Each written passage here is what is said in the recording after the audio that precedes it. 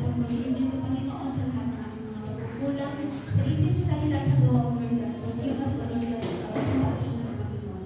We thank you, Lord, Father God, for all the blessings that you have bestowed upon us, O Panginoon. Lord, we are here today, Lord God, to study your word. We ask for your holy presence and for your Holy Spirit to intervene us and to guide us, O Lord God. Apart from you, O Lord God, we cannot do anything, O Lord God. So we ask for your guidance, O Lord God, na lahat po, Panginoon. Lalabas sa aming mga bibig, O Panginoon. Pagmumuna sa iyong banal na Espiritu, O Lord God. Guide us, O Lord God. And thank you, Father God, for all the things that you are doing in our life, O Lord God. For the things that you will do for us in our future, Panginoon. We give you praise, we give you glory, Panginoon. We give you thanks, honor, and adoration. In the mighty name of Jesus, we pray. Amen. In the book of John 2:24-25, it says, John 2:24-25, it says, but Jesus would not entrust himself to them, for he knew all people. He did not need any testimony about mankind, for he knew what was in his person. In this verse, chapter 2, John wrote about the miracle of Jesus in Cana and yung pagwala-wala niya sa temple and about kung sa pagpunta niya sa Jerusalem for the Passover festival. Pero mag-focus tayo dito sa 24-25. Ito yung main verse natin. Jesus would not entrust himself to them, for he knew all people. He did not need any testimony about mankind, for he knew what was in his person. Because our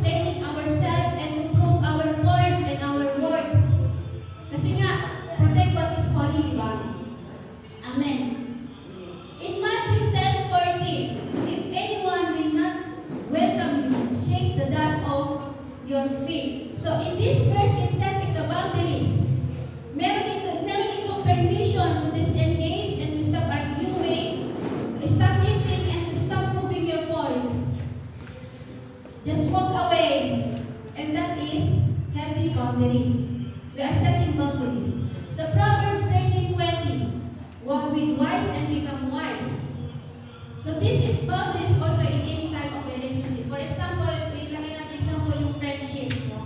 Or friendship or sa family na rin. So not every family or friendship is meant to or deserve to have equal access. Kasi we are putting a boundaries, healthy boundaries yan. It's not about boundaries, but healthy boundaries. You do not carry someone who refuses to grow, and that is boundaries. You do not tolerate constant disrespect. You set boundaries. If a family or a friendship drains your peace, instead of strengthening your faith, just walk away and set boundaries. Amen. Okay. So in real life church boundaries, we are the church, diba? We are the church. Tama? But literally speaking, we are gathered in one building called church for one God. Amen? Okay, so there is this thing called real life church boundaries. Inside the church, have you ever been getting abused spiritually? Okay, amen. Amen, amen.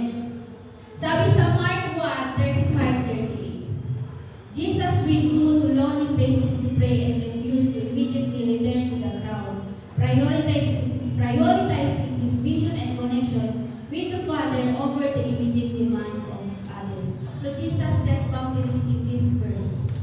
Okay, for example, in ministry, I'm calling this like a temporary healthy boundaries. Okay, in ministry, saying no to serving when you feel exhausted is biblical. Yes, submission is biblical, but spiritual abuse is not. Yes. Amen? Amen. Kasi for example, in ministry, how can you let the person to serve when you don't even understand or take a look on that person's situation? If that person can really serve God in her best or in his best, diba? So let us normalize, each and every one of us, let us normalize this in our ministry to allow the person to refill their energy and to fix their emotional or spiritual health. Because that is a healthy boundaries. We are setting a healthy boundaries here. Amen? Kaya nga sinabi sa Mark 1:35-38, because boundaries are necessary to maintain one's capacity to serve God and others effectively without burning. Kasi paano naman kasi tayo magsaserve sa Panginoon if our own self is burning out, is draining out? How can we give our full best to God if we know ourselves we are not really healthy, spiritual and emotional, di ba? Amen? Amen. Amen.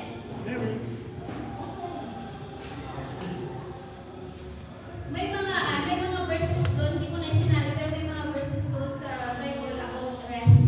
For example, yung taranta sa Bible na nag-ask kay God, sino ba yung pangalan? Na gusto na niya mamatay, nag-ask siya kay God ng sinuman, pero sabi ni Lord, pinakain na tapos pinagtulog, tapos pagising niya, okay na siya. Parang yung gano'n sa ating spiritual and emotional health. We are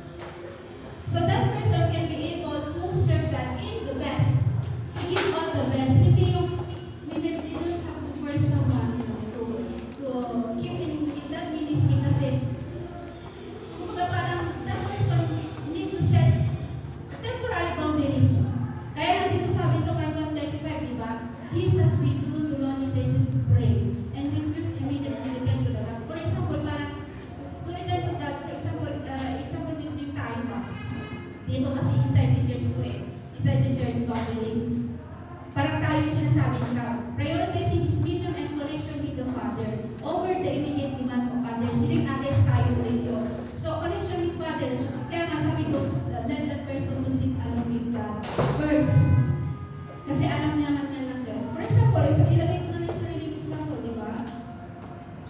Oh, di ba? Iniwan ko rin yung ministry ko as worship lead, di ba? So, pero ito, depende sa sitwasyon, okay? Depende sa sitwasyon ng tao at sa story ng tao.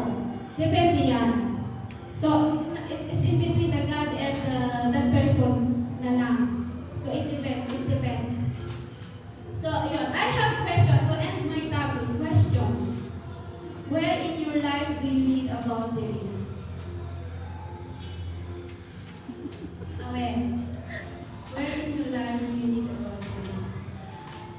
Aside from protecting what is holy, kasi we need to set boundaries. From protecting what is holy.